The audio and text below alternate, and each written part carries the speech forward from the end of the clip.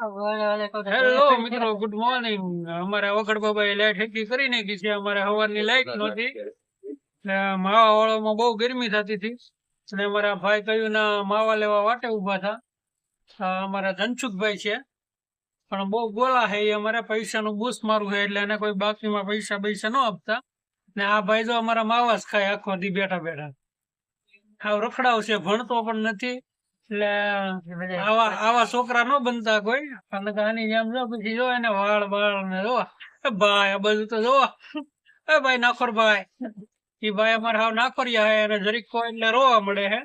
ને ભણવા અમે એકવાર બધાથી તેડીને મૂકવા જતા તો ત્યાંથી પાછો આવ્યો હતો.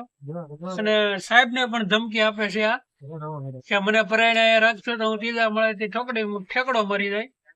ને અમારા વાઘડ બાબા અહીંયા બેસી ગયા છે. જો એને કે લાઈટ હેરકી કરી એનો માવો ખવડાવો. એટલે અમારા ગામમાં માવાનો એટલો ત્રાસ છે ને કે બધા માવા હાટું થઈને ગમે એવા કામ કરી નાખે. આ ભાઈ તો ગટરું સાફ કરે એક માવા હાટું થઈને. અમે એને કહીએ છીએ કે ભણ તો ભણતો નથી. હાલો મળશું કાલ.